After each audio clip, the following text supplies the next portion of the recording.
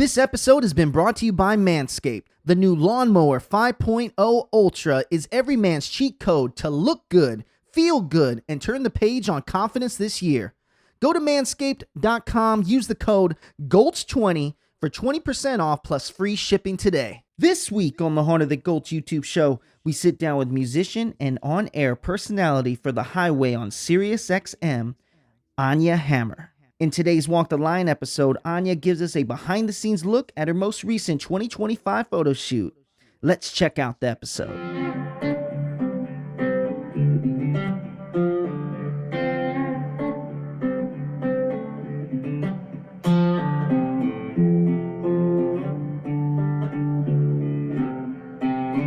We are in the heart of the Gulch. I'm your name. Wow, you're getting me nervous already. My gosh. You know what? I'm going to keep it going. I'm nervous. You should be nervous. You don't have to be nervous. I'm nervous. I'm your host, Tony Mendoza. We are in the heart of the Gulch. And today, I'm super excited to talk to my guest. She always gives her taste in country, but more importantly, you can hear her when you're driving on the road, on the highway, SiriusXM. Let's go with Ania Hammar in the building. What's up? It's so good to be here. Thanks for having me, Tony. Thank you so much for taking the time and coming to the heart of the Gulch, which isn't in the Gulch, weirdly enough. You've got a great studio here. It's awesome. Well, I appreciate that. Well, Ania, first off, what I want to talk about is, 2024. Wow. Big year. For real. Talk to me about it. What was your favorite thing that you did in 2024? Oh my gosh. We had an incredible Stagecoach Festival in 24. That's definitely like a big memory for me. Stagecoach was just packed with incredible artists. It was also a huge moment because I feel like that was Shaboozie's big kind of like coming out weekend. A bar song was like just on the rise of like really, really blowing up and stuff. And he was there and we did our first interview with him. And that was just, I just remember he wasn't even on the lineup. And he like popped in, did a pop-up set. And the line to get into that tent on the Stagecoach grounds was just unbelievable. So lots of memories from Stagecoach. We always go out there with our Highway team and they're a great partner for the Highway. And yeah, Stagecoach was definitely like a major memory. Well, that definitely sounds like Shaboozie. Shaboozie pops up in the craziest places here in Nashville. And shout out to Shaboozie that is absolutely killing it right now. Yeah, you know, great. Speaking about music, though, I was doing a little research on you, and I found, when you went through the whole musician, you went to Belmont. Yes. Talk to me about that Belmont experience. Yeah. So I am originally from Massachusetts and ended up going to Belmont to study music business. But I'm a singer first and foremost. It's like my one true love. I love to sing. And so, of course, like wanted to pursue an artist career for a while. And, ultimately my life took us in a different direction, which I'm sure we'll get to. But I came down to school in 2008, went to Belmont, studied music business, ended up finishing with an accounting degree, which I hope I never have to use. Definitely not using it right now. I hope I never have to go back and use it.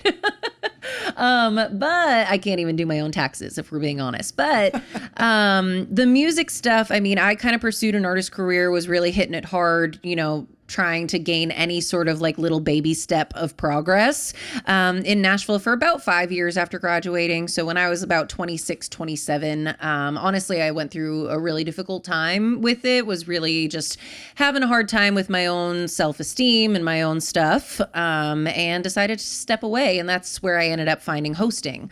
So that was a major life moment for me, kind of changing career paths. And it definitely took a lot of stuff in general. But it ultimately ended up, I ended up exactly where I'm supposed to be. So, well, that's the important part, right? Now, speaking of that, because you just unloaded a lot. Yeah. So let's talk a little bit about that. So Massachusetts. Yeah. You were from a little small town in Massachusetts, right? Yeah, small town, Falmouth, Massachusetts. It's a little town on Cape Cod. So beautiful, beautiful place to grow up. I'm so grateful for it. But at the same time, I always knew that I wanted to like get out and spread my wings a little bit. And to the point where even when I was looking at colleges to go to, Berkeley College of Music would have been a terrific option in Boston, but I really wanted to get further away from that. I wanted to get out of New England just to explore something new. And as soon as I found Belmont University, I was like, that's it. As you were transitioning from, being a musician And randomly, I always want to ask this to you. I was thinking about this earlier, is how much do you still incorporate your writing process as a musician in what you do today at the Highway? I think there's a lot of through line. I think that there's mostly what I love about my job now is that I do have the experience as an artist to know what these people go through to get to the point where they're getting played on the highway for the very first time. And so while my road was, long and difficult and really kind of kicked the shit out of me, I don't know if we're allowed to swear, but we're good. Don't worry about it. Kicked the crap out of me to make it a little bit more PG. I think I just have that much more respect for all of our highway artists who are on that road. And I think that it brings a little bit when I'm sitting down and talking with someone who is getting played on the horizon. It's our new music discovery show and I get to host it every weekend. Like when that artist is getting their first airplay on the radio, hearing themselves on the radio for the very first time, I know the level of work and hustle that has gone into getting to that moment. And so it makes it that much sweeter to really, while I am like a teeny tiny part of that part of their journey or of that milestone, it still feels really good to just like be able to hit play for them because it just makes me so happy knowing what they've gone through to get to that point because I went through it. So like that relatability is totally there. And I think that that's really what carries over from my time as an artist to what I do now. That is so impactful for a lot of people because when you really think about it, for every one musician that made it onto that program, there's hundreds of musicians that stopped. Yeah. Right. And now even bring it to your career today, there's a lot of people that want to be on-air personalities. Thankfully, we have systems like YouTube where you're allowed to express your opinion. Yeah. But what's interesting, though, is that even through all that noise, you were able to, break out. And I'm curious with this question, though. So talking about that new artist program, right, where they're brand new on the radio. Yeah. I want to know what your take is for 2025 up and coming artists. Who do you see is going to have their Shabuzi moment of 2025? I think Ella Langley is about to have a huge year. I think she really started picking up a lot of speed, fourth quarter last year. And I think that that's just going to continue.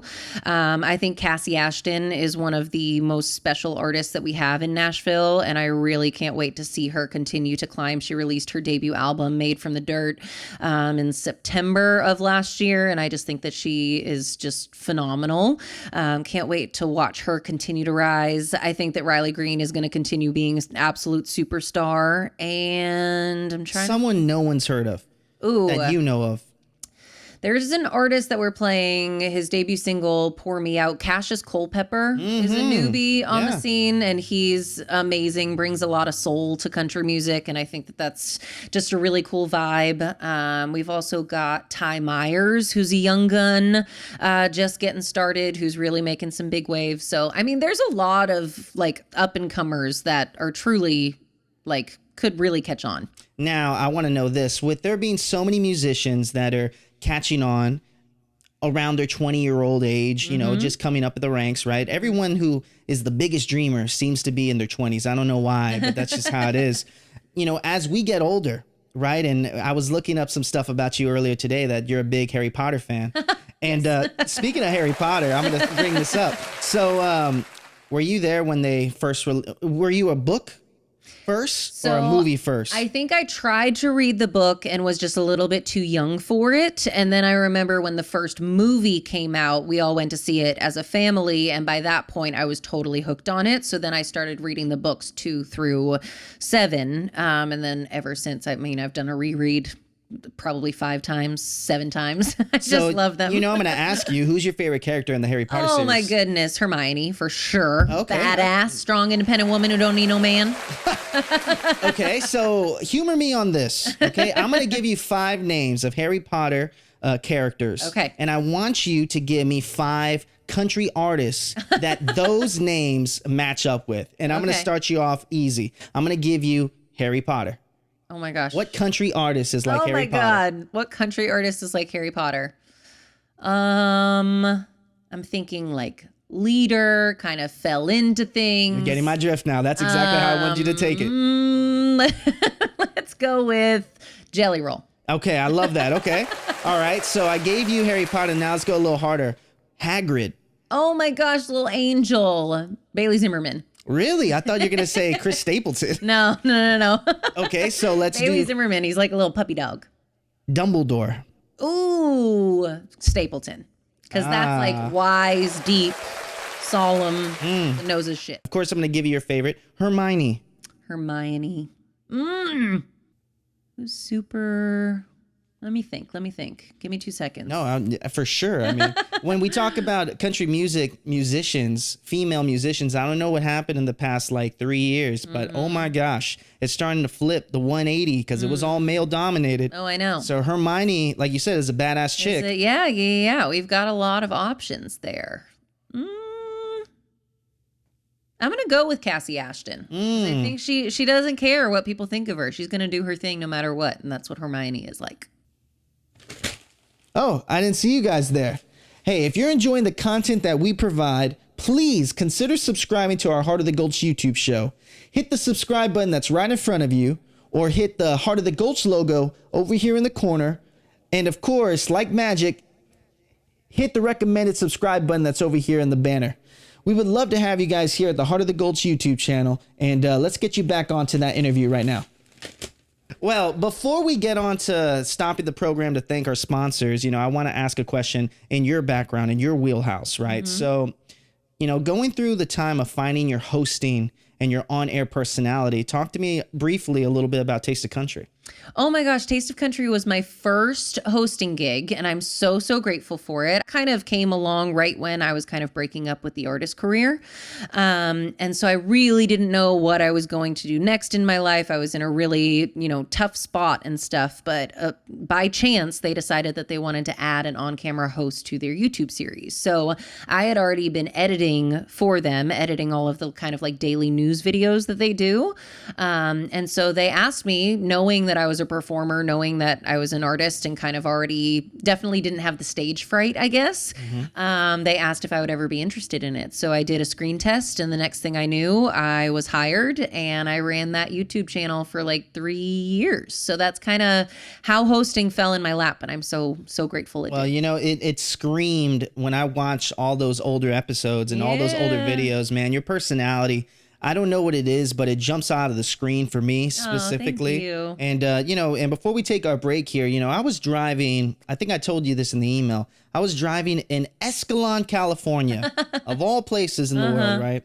And I hear your voice on the radio. And I'm like, that's a person I want to have on the show. Well, thank you so much. That's very, very kind of you to say. I think that what I love more than anything is just connecting with humans. And so I think that when I did go through that transition from being an artist to finding hosting, first of all, it was still performing. It was still getting to use my personality, but it was still performing on a stage in like a very real way. So that checked all of the boxes. But I think that what I really found that I loved about singing and performing on stage in that way was the human connection from a performance.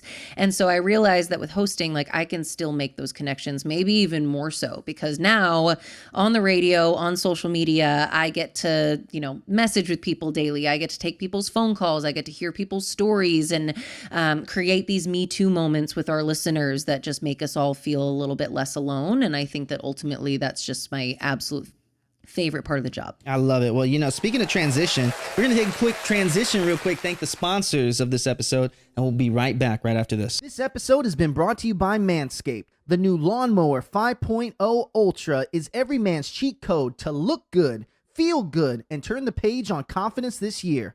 Go to manscaped.com, use the code GOLTS20 for 20% off plus free shipping today. All right, so Ania, what I was thinking about asking you after this break was moments that you were very nervous getting on a stage. Maybe it was the listening room as a musician and then as a personality. Oh my goodness. The nerves are always there. no matter what. They were, like you said, while I was performing as an artist. And I think it's just because I always just cared so much. And I think of a lot of artists and performers in general talk about like, well, why can't I just like get used to this? Why can't the stage fright go away? Yada, yada. And I think it truly is just because you care and you want to do a great job and you want to show up for the people who showed up for you in a major way. So I'm trying to think about like specifics. I remember I did a show here in Nashville at a place called Soulshine Pizza that I don't think exists anymore. Rest in peace. Yeah, rest in peace. So many places in Nashville don't exist anymore, which is sad. But I just remember being like super shaky and super nervous and stuff. But then as soon as I got out there and kind of like shook off the nerves and started into my first song by chorus 1, it kind of just like falls away. You're in it at that point. Yeah, you're in it. And you kind of just have to say, all right, well, I'm just going to do like the very best that I can and go with it. In terms of what I do now, I will say I still get nervous before every single interview. Whether I am the interviewee or the interviewer, I think, again, going back to just like, I want to make that person feel seen. I want to make that person that I'm sitting down with feel comfortable. And I think that that's always kind of what yields the best interview. If I can like create a safe space for someone, that's always the goal. And so I do take that very, very seriously.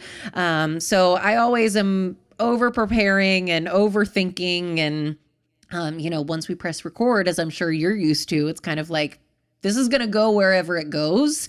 You have to let go of the control a little bit and just kind of like roll with it and have a great conversation. The duality between an artist and an interviewer, it's absolutely insane. And you guys that are watching this may not even realize the challenges that go from being the interviewer. And the artist has an awesome life and they're able to talk. And actually, I would say artists have the hardest life. They're the ones that are out on the road. They're the ones that are on a tour bus all the time. Yeah. We have them come to us. Yeah. But, that duality. What is it like when, is there things that you picked up on being an interviewer that would have made you a better, and you're still a musician, but would make you a better musician today? Oof. I think it is just that willingness to really have a conversation. And I want to make it very clear, like you just said, like our artists have the hardest job in the world. Like what they do, they're built different. Like it is unbelievable the time that they spend away from home, away from their families, away from all of the typical things that you and I get to do all day, every day type of thing. I have so much respect for it. And so it's understandable if an artist comes in and is freaking exhausted because they've been running so hard. And then their team tells them, well, we have to go to the highway on your one day off this month. We're actually going to go and do these interviews. So like I said, always try to just like create a safe space for that artist showing up, no matter what mood they're in. I'm going to match it. I think that I could have done a little bit of a better job as an artist. Like kind of, you just have to learn like when to turn it on, when to fake it, unfortunately, because you're not always going to be in the mood to be having a conversation. But hopefully whoever you're talking to is going to take care of you and is going to be looking out for you and understanding of the fact that like you've already done 1,000 things today before you get to my one thing, if that makes sense. Absolutely. And I want to bring it even a little deeper. And this is going to mean more to me than it is to you guys out there, but maybe you guys will get a kick out of this. So, us being both interviewers, personalities, right? There seems to be, and I want to bring it back to you from the Taste of Country days. So when you were going out looking for musicians and trying to find your way to have those conversations, now musicians and their PR teams are going to you. So, that difference of when back in the day, you may have gotten a lot of no's, so many no's. Yeah. But then now today you have a platform where artists really can't afford to say no to you. Yeah. What's that like? And I mean, talking it from a guy who gets a lot of no's. Yeah. Right. Yeah. And then hopefully one day don't have to have that problem again. Yeah. So talk to the folks about how different that is.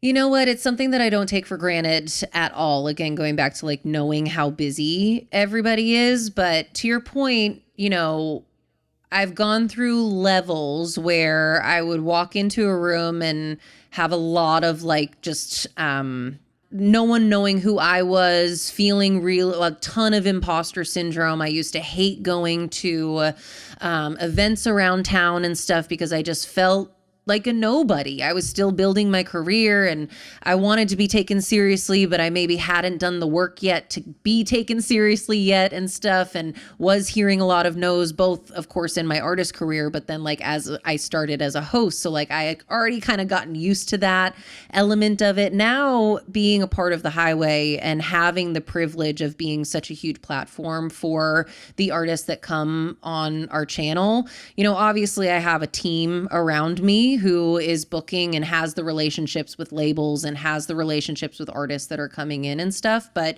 it's still one of those things that I just like, I never want to take it for granted. And I never want to get to the point where I feel like, oh, they're lucky to be here.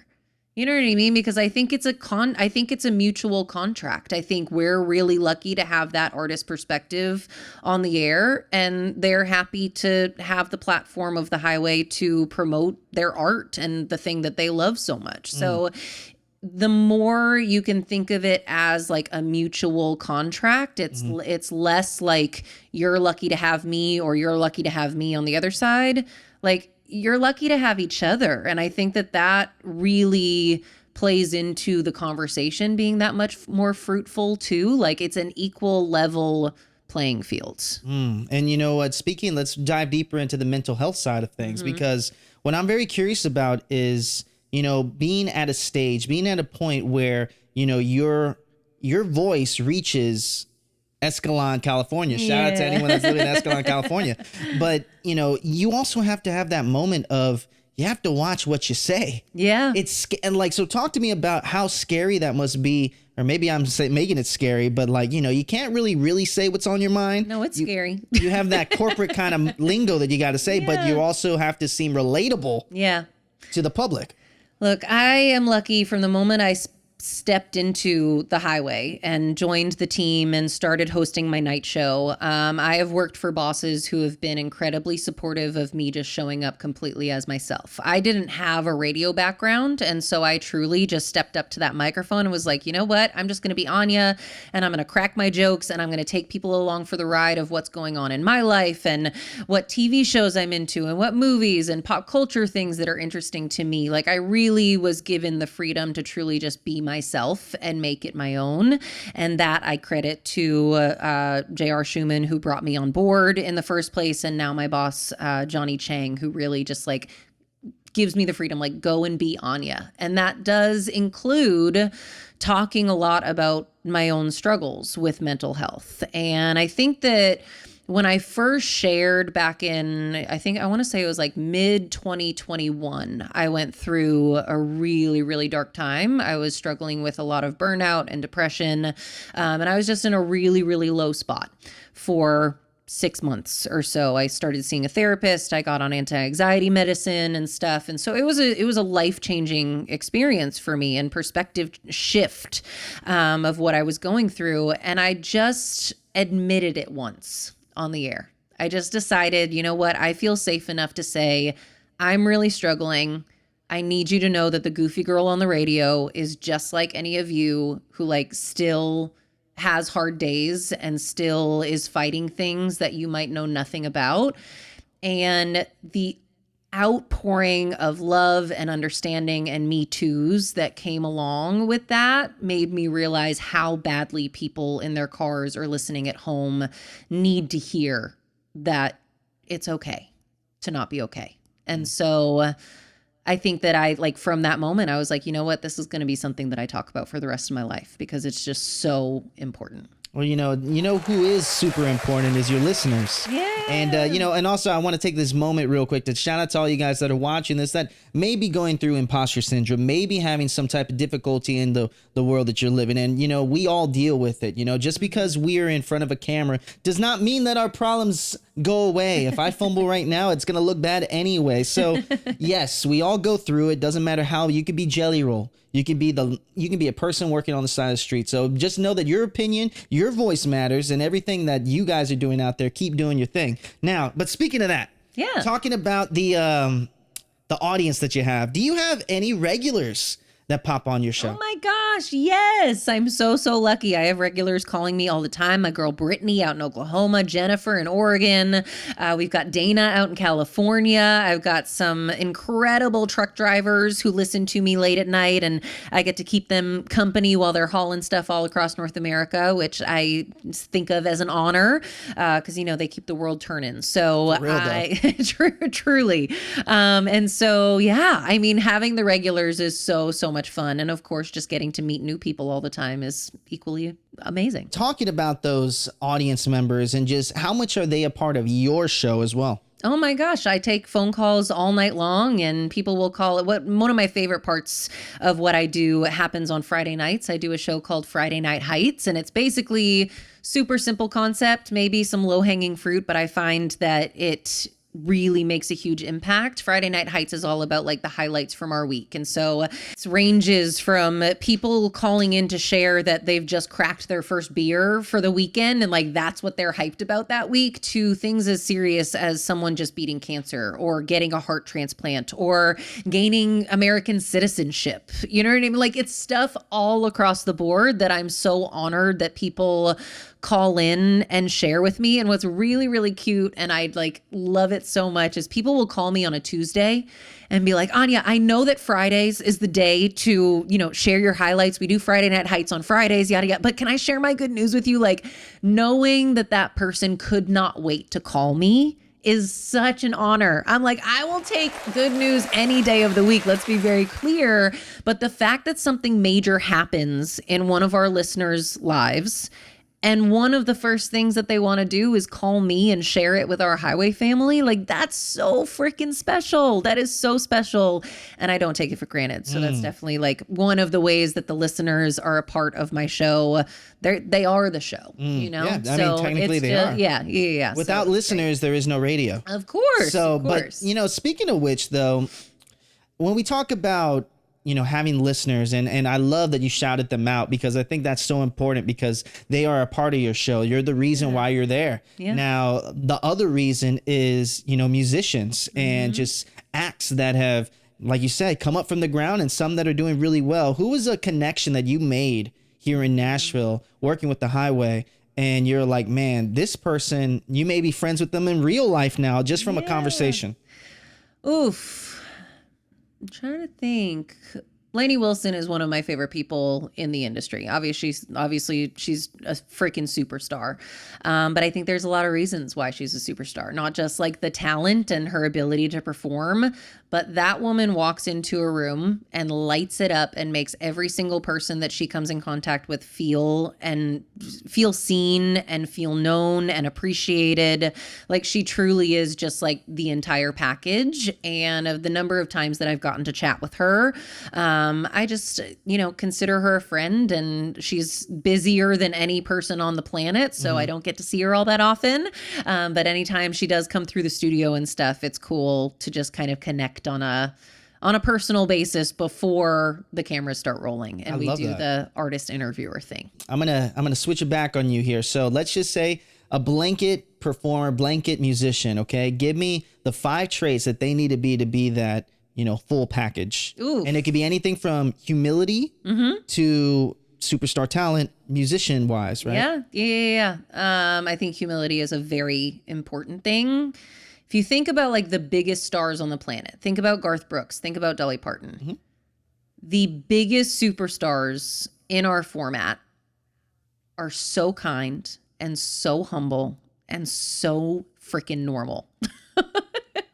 And I think that there's a lot to be said about that, about not getting too big for your britches, not expecting too much anytime you're walking into a room. And of course, like, that comes with some caveats, and that comes with like gray area. And, there's a lot of nuance to that conversation. I don't want to be mistaken.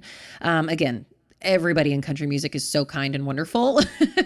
So we're really, really lucky to be working in this format. But yeah, I think humility comes with it. I think kindness, I think being just genuinely yourself is the thing you absolutely have to focus on, which is so difficult, especially for young artists who are working so hard to gain any sort of baby step towards the dream that they've had for so long. You got to keep the blinders on. It's so much easier said than done, but you have to continue showing up completely as yourself, because we already have a Lainey Wilson. We already have an Ella Langley. We have a Riley Green. We have a Jelly Roll. And so watching, comparison is the thief of joy. And so if you as a young artist are like tied up on, well, this person's doing that and they're seeing some success, and this person's doing that and they're seeing some success, so maybe I should do that, and I'm going to copy that, and I'm going to like pull this from this person. It's going to come through. And ultimately, this might sound like very woo woo, like it's not going to work for you because you're not that person. Like you need to be yourself, and you need to trust your gut in like what steps you're going to be taking. And I'm not saying that there like can't be strategy involved in how you're moving forward in your career and stuff, and following trends is definitely a thing. But ultimately staying true to yourself, I think, is like the most important thing. I think about all the times that musicians have been told no or have to be mentally strong. I think that's something, and for yourself, right, is how mentally strong do you have to be to progress within, the realm of on-person personalities? Yeah. Like how mentally strong does it take you to, today you're here and then in 10 years, maybe somewhere else? Yeah. I think that mental strength comes with just experience and age, honestly. Like I wouldn't give you the same answer at 25 that I can give you today, because I just kind of care a little bit less, if that makes sense. Like at 25, everything feels so high stakes, and I personally felt like I was running out of time and I was getting old, which is so awful. But like, I just constantly felt like I was racing the clock. At this point at 34, I can chill out and like know that things are going to happen when they're supposed to happen. What is meant for me will not pass me by. And so again, like that all comes with experience and just a little bit more self-confidence as I've gotten older and gotten to know myself a little bit more.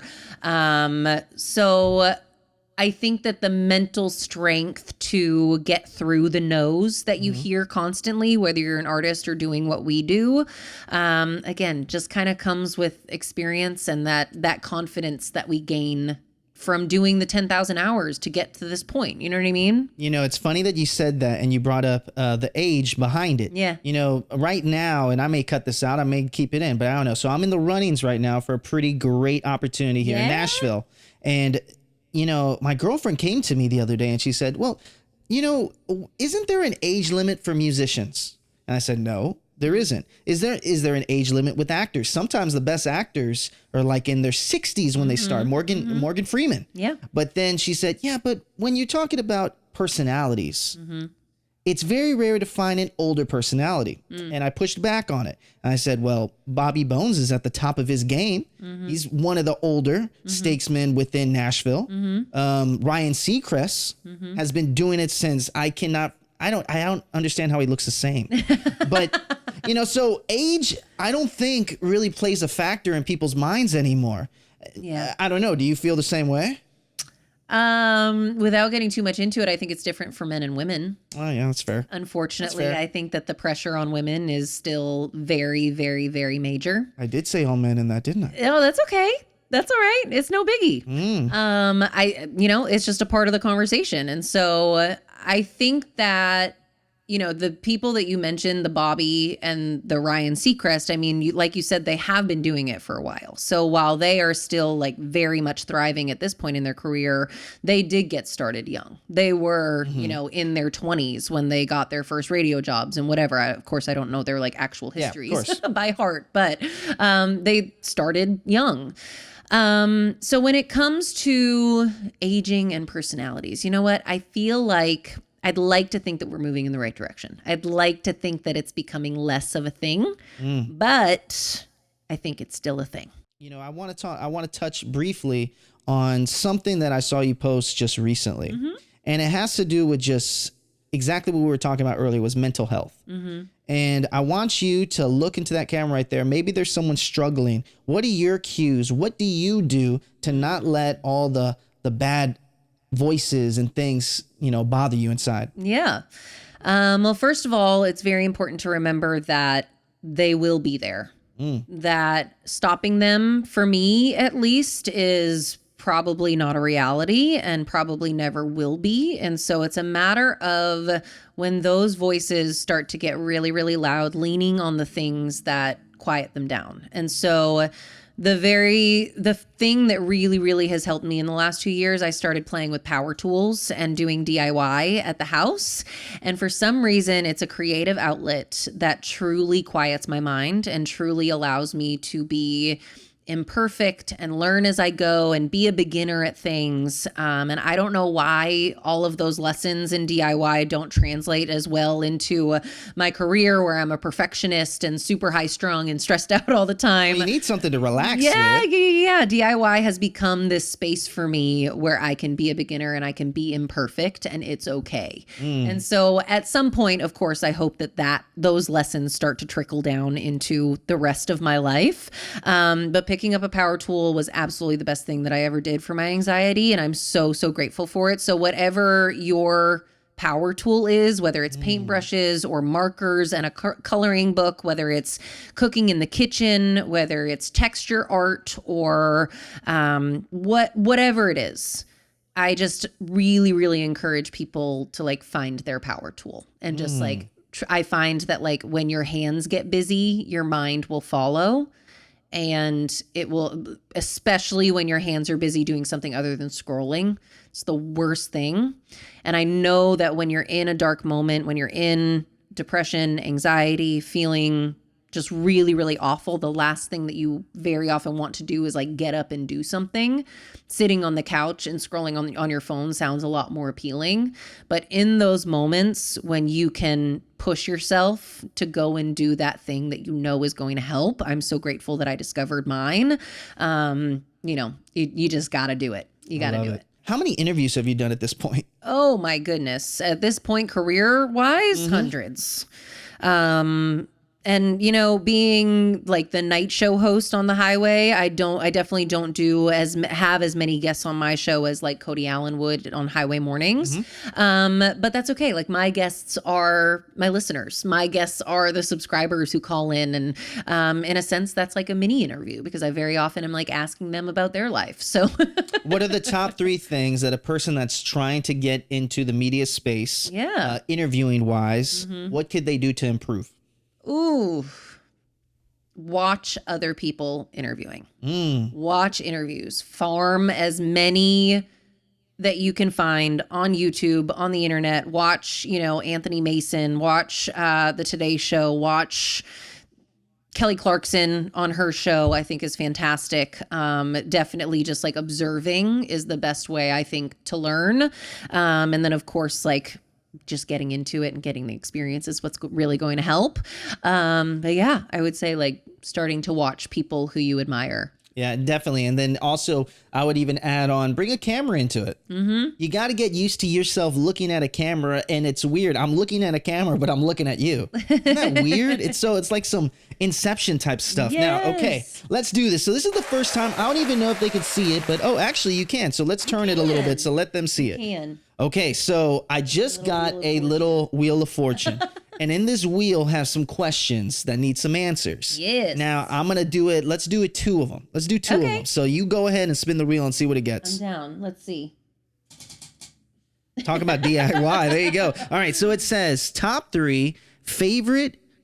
I hope that's what it says. Non-country albums. Non-country albums. Non-country I'm the albums. one who wrote it. Now I don't even know how to say it. Oh my goodness. All right, so top 3 non-country albums. Holy crap. Favorite. Okay, the band Camino.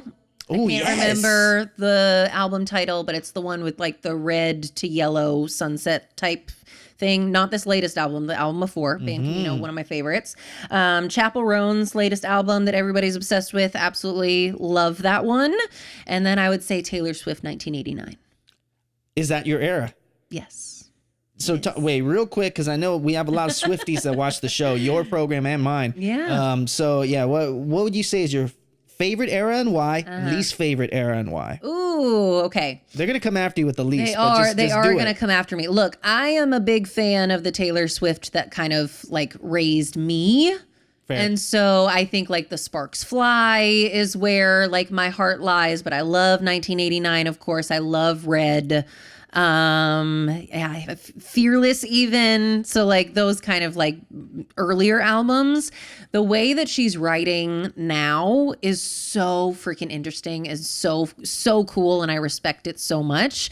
But what I like to call those earlier albums is they're just more sing-alongable. And so I can absolutely blast Sparks Fly and sing at the top of my lungs, whereas like a Betty or anything off of Tortured Poets, like that's a little bit kind of sit in silence and just listen to the stories that she's telling. And so as a singer, of course, I'm going to gravitate towards like the ones that I can like belt at the top of my lungs. The term sing-alongable. I love that term. I love it's a thing. Like the songs are sing-alongable, and you know? Okay, well, let's do this. Let's see if we can spin the wheel one more time. Give it a good spin. I'm going to try. Okay, who is your country singer hall pass? Oh my goodness. I don't know if I can say this. I don't know if this one's allowed. Who is my country singer hall pass? That's the beauty of the I can't do it. Okay. I plead the fifth. All right. Go back to let's take away hall pass. Okay. Let's just talk about what was the musician when you were growing up that you just thought was good looking. The hottie. Oof. Oh my gosh. And not actors. Justin Timberlake, of course. Oh, yeah. But then at the same time, like I loved Nick Carter from Backstreet Boys too. Really? So I wasn't really like, a lot of millennials are either NSYNC or Backstreet Boys. I was all about all of them. Okay, so let's go on to this section called Crowd Noise, where I got fans of you that submitted questions for you to answer. Okay. Right, here we go.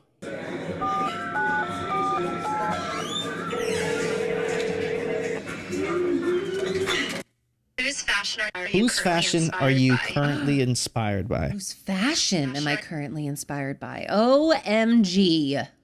Blake Lively, always. Big style inspo. Really? Yeah. Does she you like to wear a lot of black though? I do, and she's much more colorful. You're absolutely right, but I think it's like the aspirational. Yeah. What could be, what will be. If I had help putting that outfit together, I would absolutely wear it, but I don't know how to do it myself. Wait, hold on. Speaking of which, you're just doing this myself right now, because speaking of outfits, CMA outfit. Oh, yeah. Talk about that fit, because that CMA Awards outfit that you wore was absolutely stunning. Thank you. Yes, I got that dress from the showroom here in Nashville. Shout out to them. They're incredible. Kristen, who runs that spot, is just an angel on earth. I think a lot of women in Nashville would agree. But yeah, I found that dress honestly in the beginning of 2024 and kind of like bookmarked it in my brain. Like that could be something for an award show. And then we didn't end up doing anything with the ACM Awards for some reason last year. And so CMA's was the first, opportunity to wear it. So I went for it and I was really happy with how that look came together. I saw on Instagram that someone did a video of them critiquing everybody's CMA Awards outfits. Yes, and Nikki, the legend. Yes, Nikki. Shout out to Nikki. And do you remember? I know you remember what he said. What do you say about your outfit? Dude, I filmed a TikTok. This was since finding Nikki Campbell, Nikki C on TikTok, and he does these like lazy red carpet reviews where he basically is just like very monotone. I think it's very funny, where he goes through and just, says that he adores something, says that he hates something, says that something's like absolutely perfect, says that something's absolutely tragic. Like he really is very ruthless. And so of course, as a people pleaser, as someone who like wants to be the best at everything, I'm getting ready for the CMA Awards and I'm like, oh my God, what if Nikki C roasts me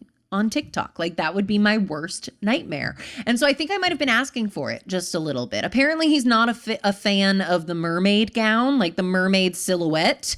And that's really all he said about me. And it's so funny because we actually had an interaction after he posted that video. I like responded to him in all caps. I'm like, Nikki, I told you to be gentle. Like I needed you to be nice or something like that. And he just responded with a bunch of like crying, laughing emojis and stuff. So it's all in good fun. But. Well, I think the outfit looked amazing. Thank you. I felt good. So that's all that matters. That's all that matters. All right, let's go into this next question here. Here we go.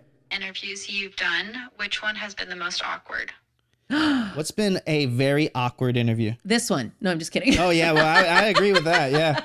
I'm kidding. I try to hit the weirdest questions possible. It's been so fantastic. Are you kidding me? You're really, really good at what you do. So thank you for thanks. having me. Yeah, hell yeah.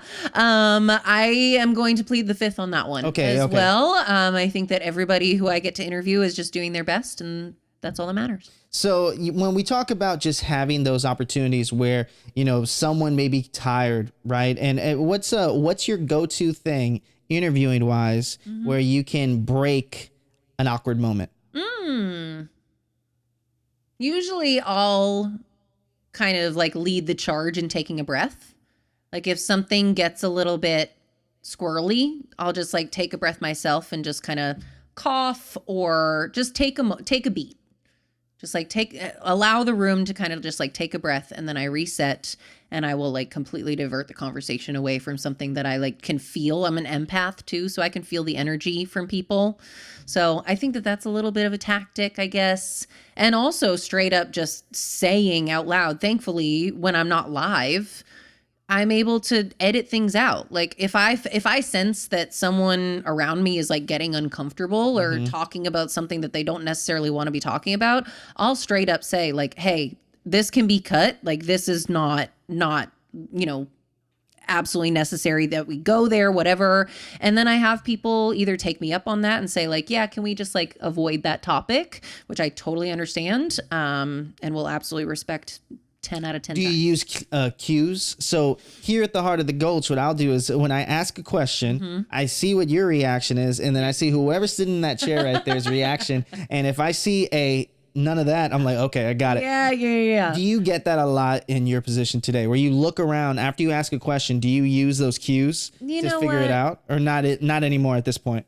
I think that something about my interviewing style is that like it doesn't yield that a whole lot. Like it very, very rarely gets to that point because I'm not an interview who's like trying to catch someone in a story. I'm not an interview who's like trying to like get someone to admit something, spill the tea on something that they're not ready. Well, like important dates is what I meant. Like important dates or like upcoming events that they may have told you in passing where, I was getting like real deep on it. No risque questions here. We don't do that here in the Heart of the Gulch either. But there are times when we're out there and we're talking about dates and upcoming events and you have in your mind and then you forget it and you ask it and then you look around like, oh, I wasn't supposed to ask that question, was I? Yeah. And you know what usually happens is the artist will kind of look at their team and be like, are we allowed to talk about that yet? Are we allowed to talk about that yet? And so in that point, I'll just like apologize and like, oh, never mind. And we usually like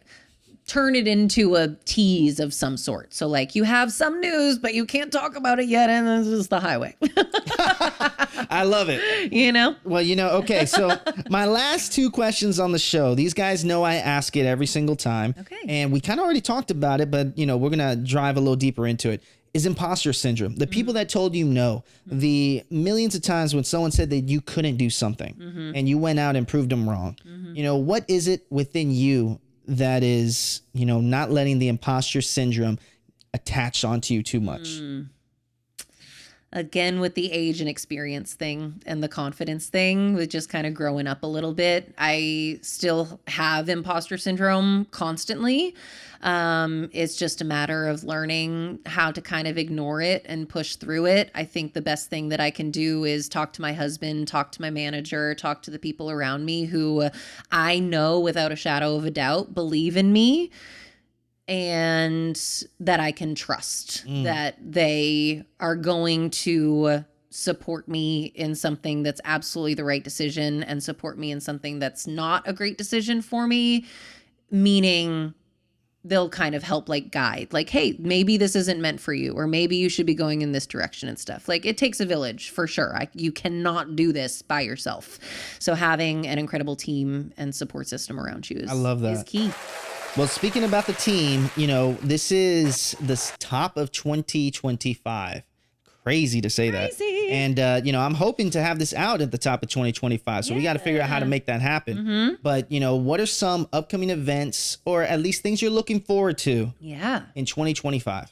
Oh, personal and also professional. Yeah, coming up in just a little bit, we have a big old content shoot scheduled that is going to be very exciting for some things that we have on our 2025 vision board. A book club being one of them, which would be really, really cool if we can make that happen.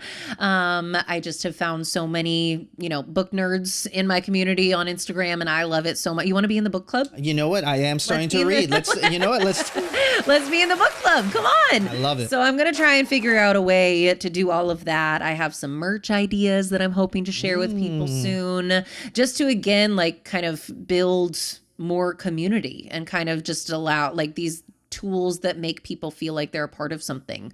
And I want to be a part of something too. It makes me so happy to be a part of the community that I've gotten to build on the highway and on Instagram. So yeah. So, and last question, I got DIY projects. What's one of the ones that you want to make this year? Oh my goodness. You know what? I have to build. You've inspired me. And this kind of studio is something that I would love to build in my spot over in East Nashville. And so I'm thinking about, we've got a guest bedroom upstairs that I think is ultimately going to be like a guest bedroom / my studio. So I've got to build a Murphy bed, which is going to be a huge project. And I have no idea what I'm doing, but you know what? Everything is figure outable, so we'll get through it. You know what I'll tell you from not experience,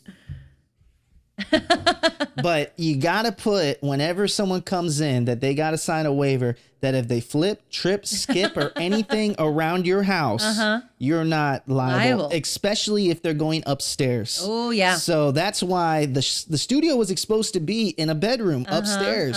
But I thought about the stairs, and I said, nah, you know what? Nah. I got 3 in the front door, and that is it. Yes. Now, the way that we tee off your day in the life, aka our Walk the Line episode that we include with every single interview, and that's what makes us a YouTube show. Yeah. The way we tee it off is you look straight into that camera right there, you say your name, and you say, this is how I walk the line. It's like the Johnny Cash song, Walk the Line. Yep. Our day in the life is called Walk the Line. I love it. All right, so after the applause, you know what to say? All right, in 3. Hey guys, it's Ania, and this is how I walk the line. I would love to have that, but with my face showing next to me. And then we rig this up. So I have another microphone that actually specifically, it's a German something. Look at how you were ready. You did not fuck around. I love it. Another source from over here, get some haze going. Okay. And then we'll just have her laying out all over this, and maybe we'll just have a single flower. So we'll go from Layla. Love it. I wish I would have known that. I would have brought Ivy. Oh my god, they could have. Well, then we would have never gotten anything done. Yeah. Ivy's sure.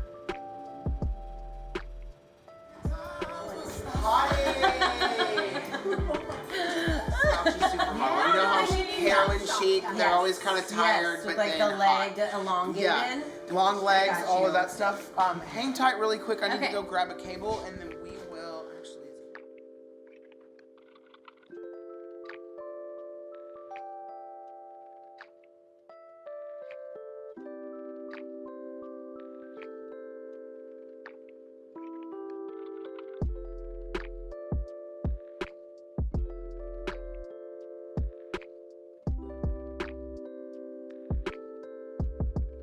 Easy, right? Yeah. Let me get some So good. yeah.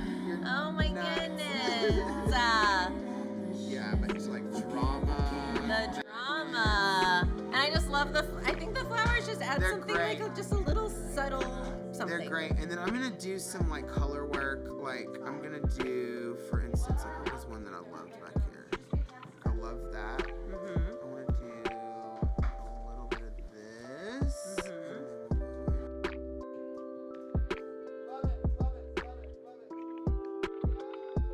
Guys, thank you so much for hanging out with me. We just got done with an incredible photo shoot that I cannot wait to share with you. Heart of the Gulch, Tony, you guys are amazing. Thanks for hanging with me, and I can't wait to see you out there in 2025.